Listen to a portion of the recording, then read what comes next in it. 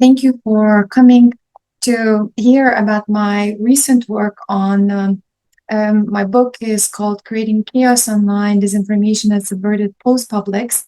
And today I'm going to talk about mostly about my book, mostly on the parts that deal with the implications of to digital resilience. So this would be my focus of this talk. In my book, I'm concerned with the imminent challenges that resilient democratic societies are currently faced with. On one hand, I'm very much interested in user-generated content.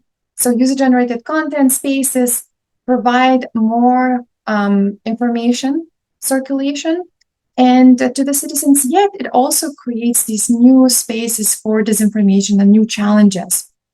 So similar disinformation in user-generated content is spread through circulated information, so it has this network-based.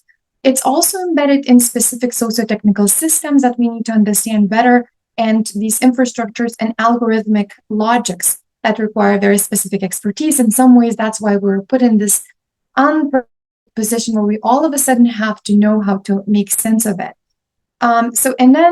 Finally, we're living in some ways challenging times of where the truth is challenged.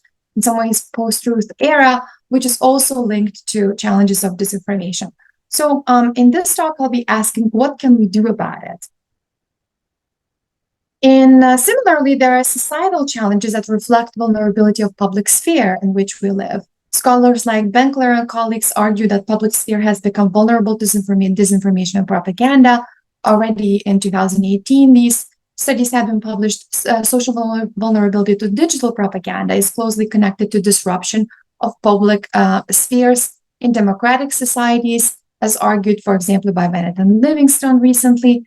And not only in these macro levels, societal levels, but also I'm arguing on these micro public spheres where individuals typically make sense of information. This also poses new challenges and vulnerabilities to us. So when discussing resilience, typically, counterpublics in the past have been addressed as this and treated as resilient vectors in some ways in the public spheres. And counterpublics are typically discussed as they are providing parallel discursive arenas where members of subordinated social groups invent and circulate counter discourses to formulate oppositional interpretations of their identities, interests, and needs. So on some levels, this has been emerged as a positive trend. Yet today, we see signs of limits of these online public spheres, where, for example, Mark Davis analyzed the rise of anti-publics, what he calls, that are created through discourse that routinely and, how he claims, radically flouts the ethical and rational norms of democratic discourses. Similarly, in my book, based on which I have prepared this talk today, I argue that postpublics reflect somewhat discursive cacophony rather than alternative voices. And so in my case, I analyzed them in the Russian trolling case. So they were geared towards justifying Russian trolls by creating a perception of online publics as postpublics. So for me, postpublics are conditioned to emerge in spaces governed by authentic, but also inauthentic voices to create this cacophony and polarized topics. And typically it's marked by affect. So that's a new kind of element of it. And is left to witness unresolved chaos. So these audiences and publics are facing this uncertainty.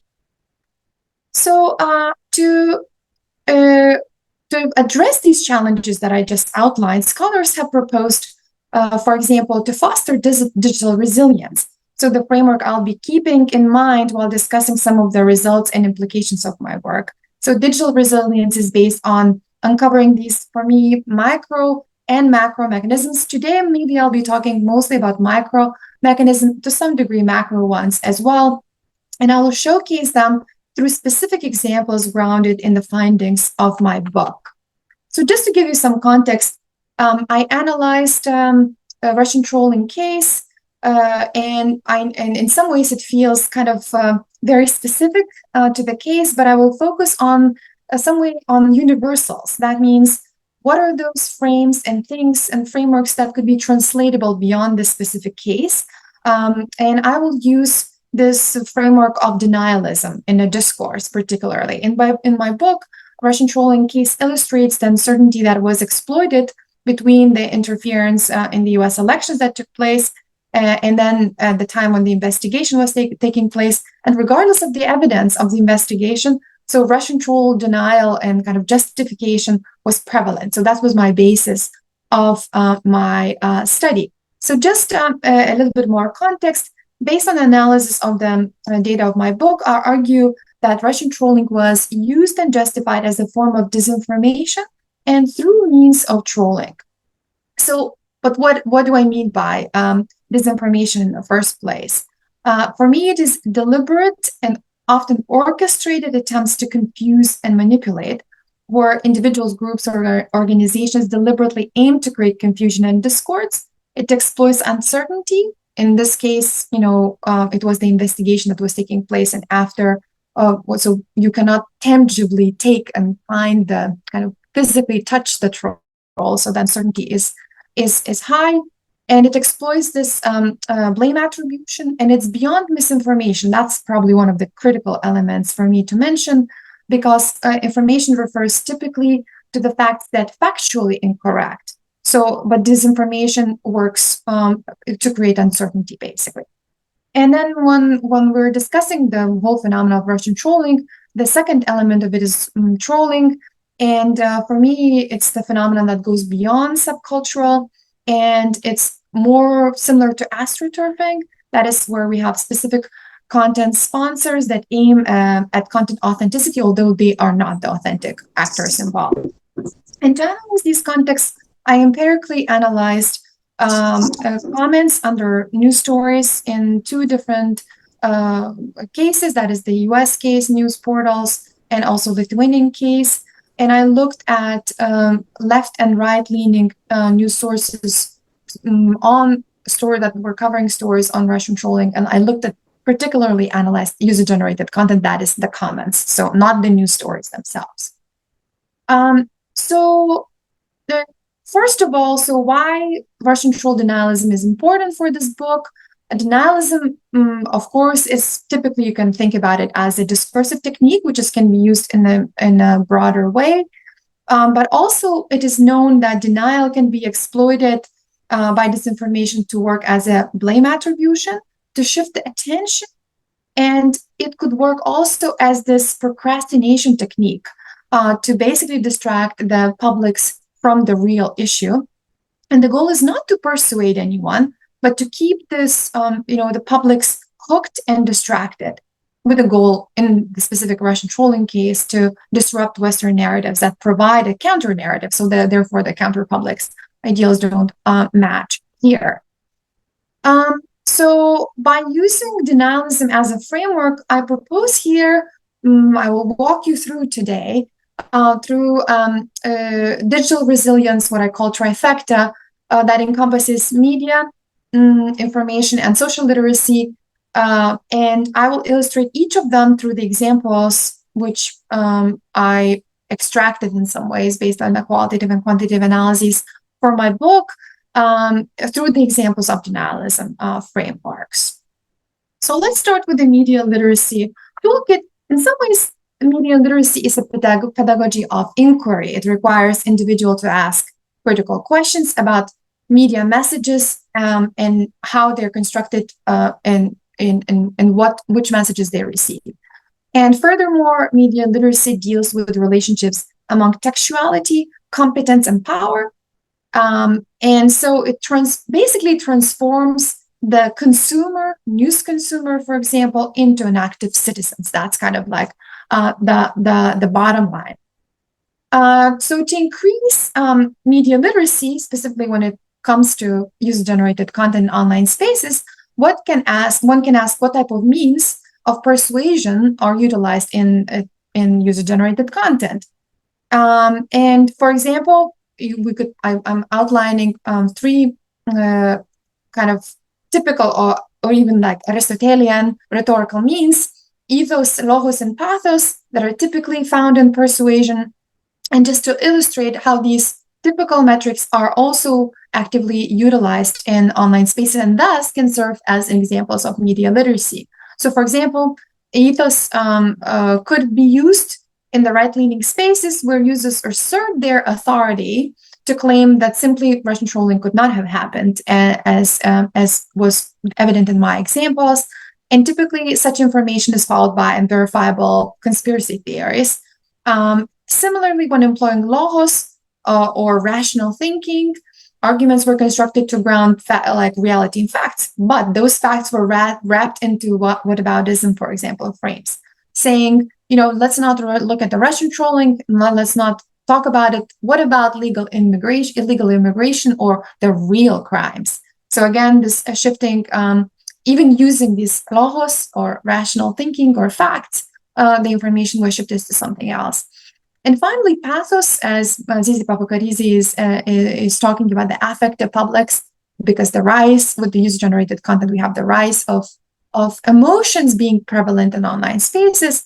Emotions where I found it was used to justify Russian trolling by merely victimizing them. So basically shifting the narrative by not positioning them as basically perpetrators, but positioning Russian trolls as victims.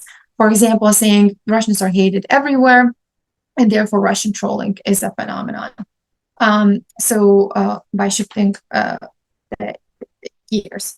In addition to uncovering typical rhetorical tactics that I just outlined in the previous slide, media literacy could include understanding how specific discursive strategies are used in online spaces. For example, in Russian trolling case, diverting discourse was, like I showed you earlier, by using whataboutism, was very much prevalent in the context. And whataboutism is typically that attention deflection technique. That is when you don't want to talk about something, you start talking a completely different part. Basically, in Russian trolling case, the goal was to downplay seriousness of Russian trolling and pointing out to a different issue, such as in the US case, it was illegal voting, immigrants, or other conspiracy theories. Another example of rhetorical strategy was blaming a discourse. And the blaming, I've identified 3 types of blaming. Shifting blame culprits are the political opposition. For example, self-blame, we are duped. That means we are responsible because we even if we can acknowledge that Russian trolling happened, that means they managed to. If it happened, that means we were not resilient sufficiently. So it's on us. And victimization strategy. By using these self-victimizing comments, we are falsely accused of Russian trolling. So some users were claiming that, we are not Russian trolls, but look, we were flagged as such in online spaces. Another strategy from which media literacy can benefit is understanding the dismissal discourse. And face value dismissals, such as Russian trolling simply does not exist, were used quite often, especially in right-leaning media. And dismissal through emotive language, such as mocking, provocation, were also quite prevalent. I want to, based on the findings of the book, I kind of summarized, and I can also provide a list of frames. So there are typically, when we think about framing theory, frames are those ways to make sense of content, and typically framing is used for traditional or legacy media. But I want to also showcase how there were recurrent themes in Russian troll justification, showcasing that this circulation across different spaces, US and Lithuania, and across news portals, that there's a unified kind of like framing of it. So using over frames I also provide this list of frames that can illustrate how denialism is constructed within specific media context, that is user-generated content. And in my case, it was tapping on social vulnerabilities, creating false equivalence, victim playing, deflecting through blame attribution, provoking looking bad denial, exploiting popular culture, claiming that Russian trolling is not something more than just a trolling. That is very dominant in online spaces anyways, use of conspiracy theories that are not verifiable, exploiting political polarization. And in the US case, it was Hillary Clinton. In the Lithuanian case, it was former President Dalia Grybauskaite, who was an avid who spoke against Russia during her presidency, and delegitimizing institutions. So next part of this digital resilience framework that I want to present is information literacy, which some of the results that I also include in my book, and I will draw them here, that can quantitatively accompany previous results that are more qualitative in nature to tap onto information infrastructures in which those messages circulate. So information literacy is like social conditioning in some ways in online spaces, and how we can utilize them. To develop critical skills, general publics can be provided with statistics of circulated, for example, and mass content. So here I'm going to give you just two examples of these. One can look at content circulation and understanding duplicates. That means how often the same content is utilized. In my case, this table shows, I looked at the difference between private and public comments, meaning Gab, for example, as a social networking site, which I analyzed, allows users to post things without showing other content. So that means privately. And I saw that based on this analysis, that there were private user comments had more duplicates. So that's one indicator that, that could be provided for the general public as information. That would be the responsibility of the of those platforms in which those messages reside. And the graph on the right showcases the IP addresses. The Internet Protocol shows as like an address where messages are coming from. So in the Lithuanian, this was Lithuanian data. The majority of comments were coming from Lithuania. The second was Russia. But the third one, which was the most interesting for me, the no IP or masked IP addresses, constituted around 8% of the messages. So that's something useful for users to know which messages. Some news portals in Lithuania used IP address as with a flag, for example. And that's why I was able to collect these data from the public records. Other places don't do that. But this information can provide some kind of additional insight about content circulation to make publics more resilient.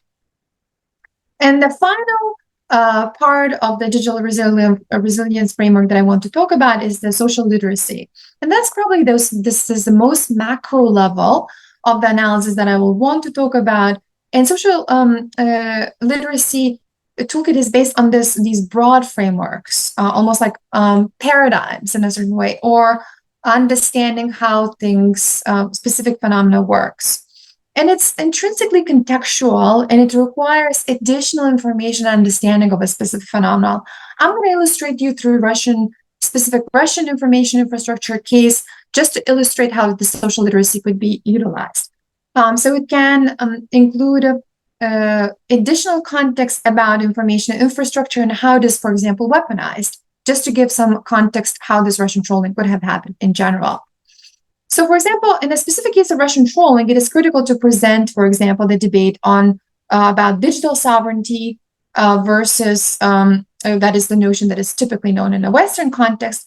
But another one, or dichotomous concept, was that was introduced was cyber sovereignty, that is more related to online policies that were implemented in Russia.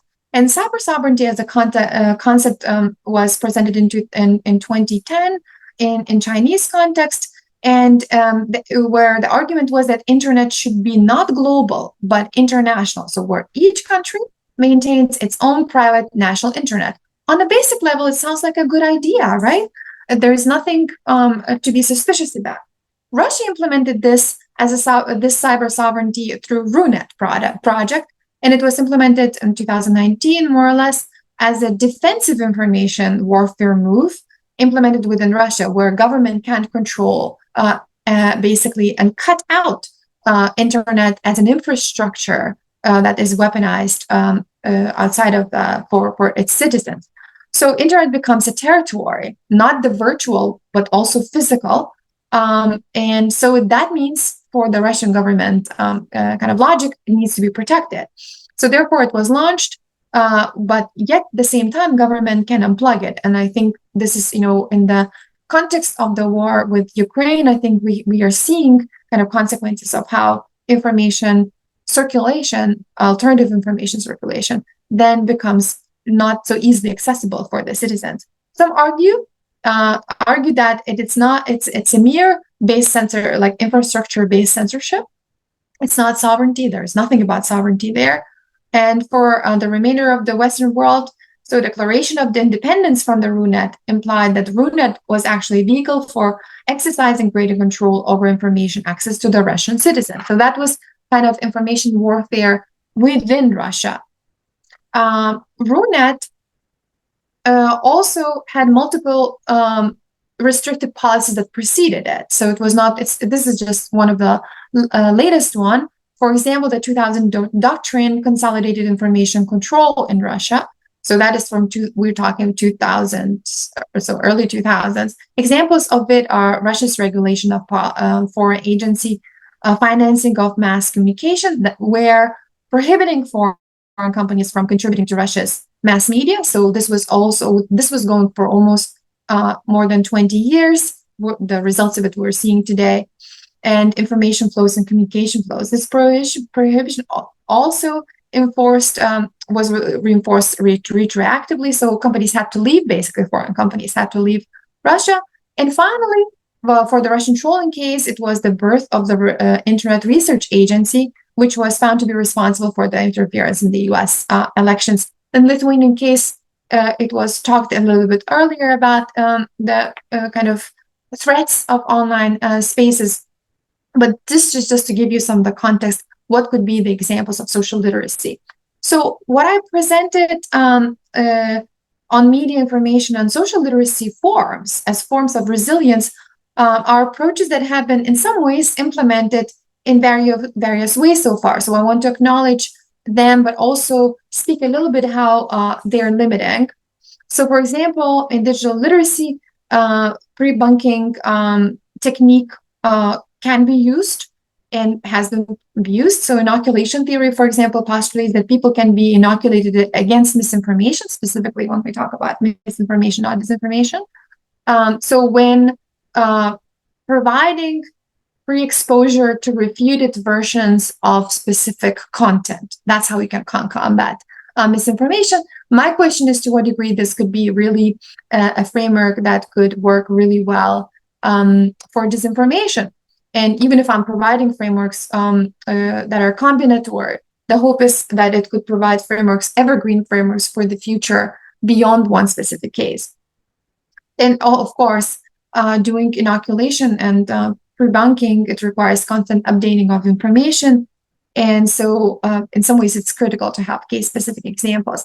Other initiatives that I wanted to mention, specifically for the Russian trolling case, was the bad news game. It was basically positioning specific player to be a creator almost of disinformation, so they would understand what are the mechanisms. And it was launched as an initiative in different languages in different countries. So that's something that could be used as a framework and has been used. Similarly, I want to acknowledge it is critical to involve citizens in debunking, not only pre-bunking, although debunking meaning that you post hoc, identify specific messages and then you flag them. Specific case of Russian trolling in Lithuania was emerged as these oppositional user kind of like base, which they were called as elves, which is also in some ways ironic. Where users were calling out Russian troll comments in the Lithuanian news as an initiative. So I will end with summarizing digital resilience framework by providing 3 digital resilience recommendations.